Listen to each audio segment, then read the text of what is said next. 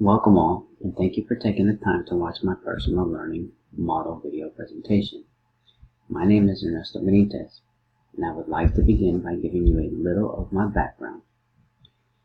I currently hold my biology degree and am working on my master's in educational leadership here at the University of Houston, Clear Lake. I am in my 5th year of teaching the beautiful subject that is 9th grade biology, along with a section of biomedical innovations, which is also an upper-level science course tailored for our Health Science Academy students. I am located over in Goose Creek CISD, and my ultimate goal is to move into administration. I have worked as a science educator for 2 other districts, all within a 30-mile radius, and have found that not all students are created equal. This meaning that not one student is homogeneous to another when it comes to learning. I have had the pleasure of teaching students in a new arrival program, special education program, regular education program, pre-AP, AP, as well as dual credit students. In my term as an educator, I can honestly say that I utilize many tools gained in my undergrad and as well as professional development workshops in order to differentiate and meet the needs of my students. What I have come to see in my years of experience, and what has become clearer through this course, are my daily procedures and my style of learning. And my style of lesson planning and my way of teaching are all molded by, after this course, I have a better understanding of the psychology and theory that plays into instruction in our educational system. Believe it or not, I only took one undergrad course on educational psychology, and my knowledge of instruction and theory before this course was quite limited. Before this course, I quickly caught on to the fact that not all students were intrigued by biology as I was.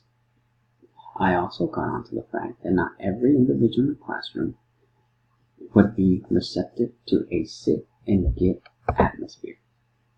Meaning that I could not stand in the front of the room simply relaying information to my students, as I can honestly say that the reality of the classroom became a hard realization. And this is when I realized the need for differentiation. As times have progressed and education has moved towards a progressive era, it is imperative that educators know and acknowledge that in a classroom there must be multiple methods of learning in order to meet the needs of our students. Yes, this is difficult, and yes, this is hard to implement, but this is where Skinner, Zimmerman, and Keller's research and theories on learning come to fruition.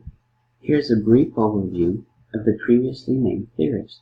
Skinner believed that environmental cues are the cause for behavior, while Zimmerman believed that behavior is a mental process from within.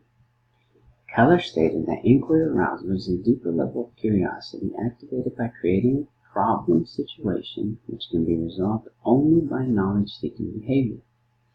One model used to demonstrate this is the ARCH model, where topics and information are delivered to the students to get attention, make the topics relevant, build students' confidence, and to obtain satisfaction. Being at the 9th grade level, I personally work with objectives and process teaks. These are the minimum goals and standards which the students have achieved, or rather must achieve, at the end of each lesson or unit.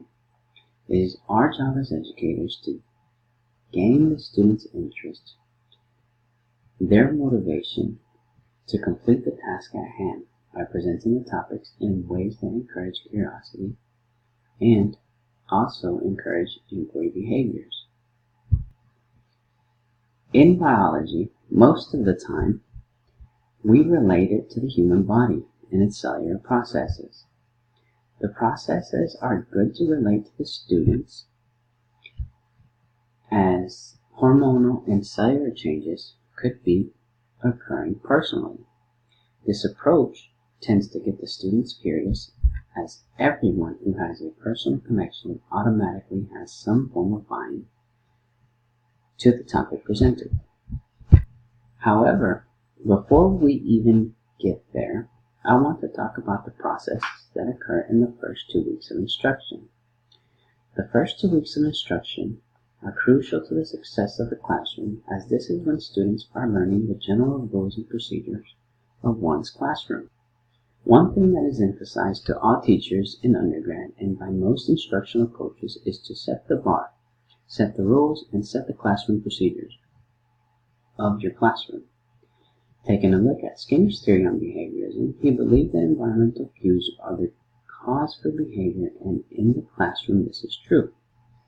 We train students to walk in, have their interactive notebooks, have their writing unit, and be prepared for class.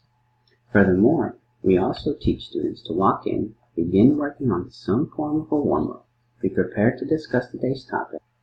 Over time, the classroom rules and procedures become subconscious. Thus, Zimmerman's theory that behavior is a mental process from within.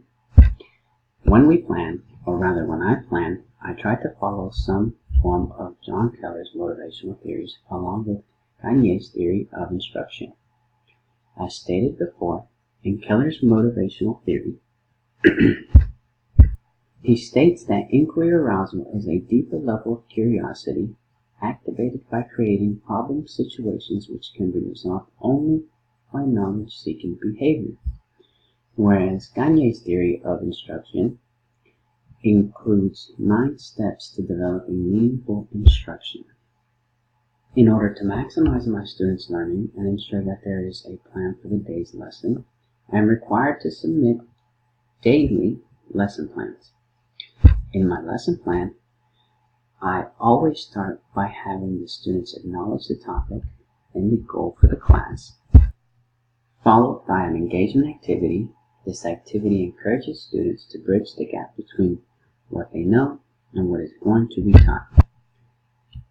After the engagement activity, the students undergo a guided activity which is facilitated, followed by the independent practice, reteaching if needed, and finally, an assessment.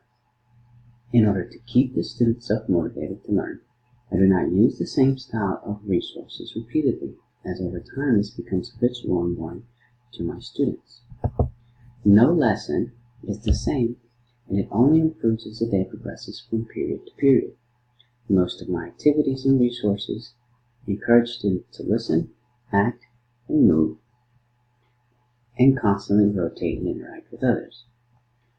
There are many days I contemplate issuing a worksheet and taking a seat at my desk, as this style of teaching is very difficult to accomplish, simply because there are many moving parts and it takes much preparation on my end before the lesson. However, I take pride in the fact that a timer counting down to the end of class and my unused desk and chair are about the only things consistent in my classroom. I have found that this style of teaching works best for me, and I have also been told by my students every year that my style of teaching allowed them to become more involved and once again involved in science. This is what I strive for, as I enjoy teaching biology, but most importantly, it is what I have come to see meets the needs of all my students. As I stated before, not all students learn the same, but it is my job to teach them, and in order to do so, as seen time and time by multiple theorists, motivation and engagement are key. Again, I thank you for your time, and I hope that you have a great ending to this semester. As always, if there is anything that I can help, please don't hesitate to ask, as I am always willing to lend a helping hand. Thank you.